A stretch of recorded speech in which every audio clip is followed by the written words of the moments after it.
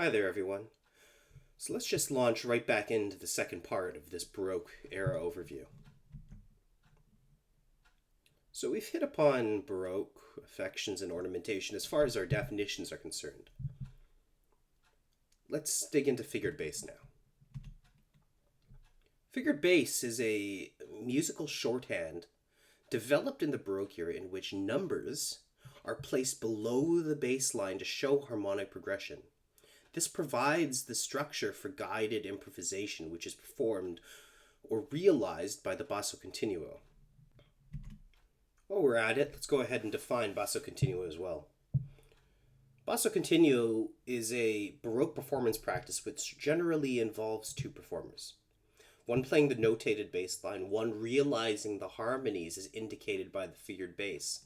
These harmonies, which provide a harmonic framework, are usually played on a harpsichord or organ.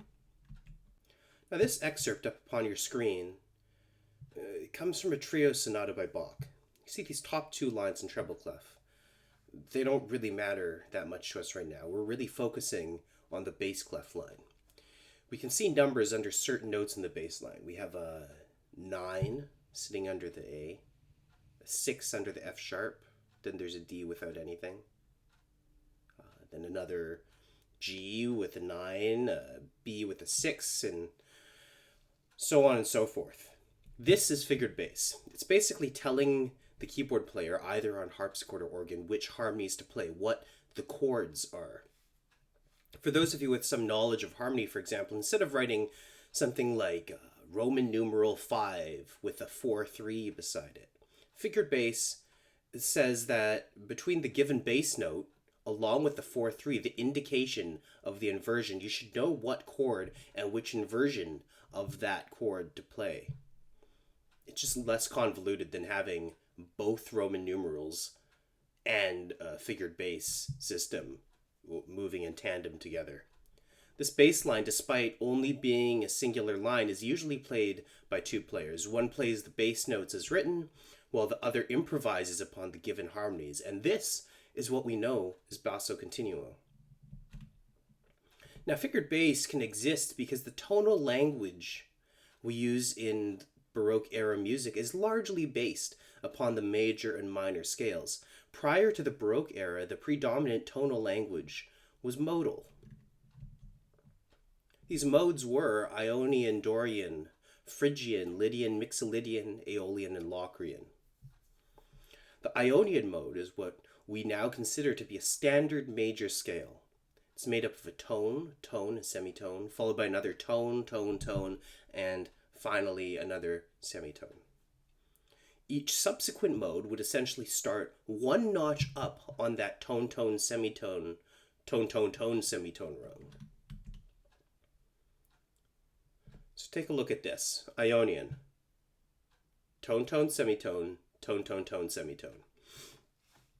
Now Dorian means that we just take that first tone from Ionian and throw it to the end. So instead of starting with two tones, now we start with a tone and semitone. So it's tone, semitone, tone, tone, tone, semitone, tone. Phrygian does the same thing. We displace Dorian by one. Each subsequent mode essentially starts one notch up on that tone, semitone ladder. Eventually, if you do this long enough, you'll work your way up to Aeolian. And if you work out the tones and semitones, you will recognize quite quickly that it is what we now consider to be the natural minor scale. Now, Baroque period music is primarily based upon the Ionian and Aeolian modes, the major and minor scales, the major and minor tonal system. The Baroque composers didn't create something revolutionary in this system. They just put greater emphasis on two of the pre-established modes. You'll learn more about these modes in the subsequent courses, which deal with pre-Baroque music. But for the moment, if you haven't already considered these things in theory courses or somewhere else in your musical education, it's enough to know that Ionian is the major and Aeolian is the minor in our modern scale sensibilities. Now, unfortunately, there's no perfectly smooth transition for me to get through these last few definitions, so we're going to have a decidedly abrupt change here, which is strangely enough apt for this next definition. Something called terraced dynamics were utilized in the Baroque period. This referred to the Baroque practice of changing volumes abruptly, resulting in stark contrast rather than gradual change. So let's take a look at what this might appear like on a page. So we have a forte on the left of the page and a piano on the right side. Due to our modern musical sensibilities, we often think of a forte moving to piano as having a decrescendo, some transitional process to make the move from loud to soft seamless. Terraced dynamics are not that. Terraced dynamics look more like this. Forte 1 second, piano the next. Imagine you're in an elevator and you're being taken from one level to the next. That's sort of like having that transitional period with the crescendo or decrescendo moving from one dynamic to another.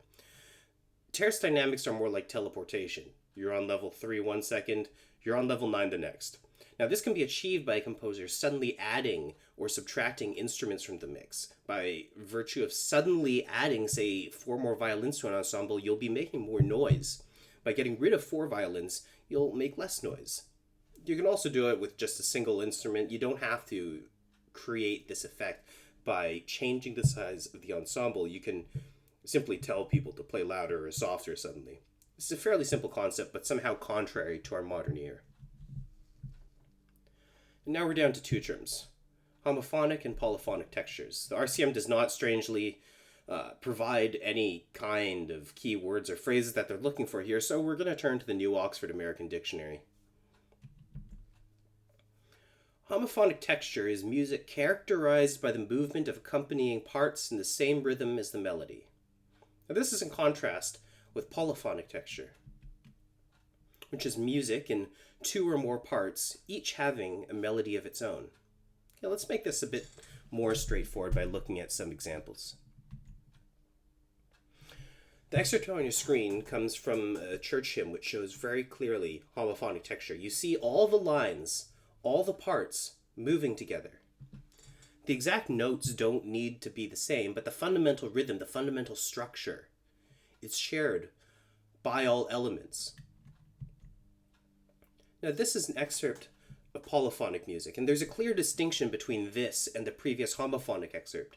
The individual elements here are moving separately, not together, not in unison.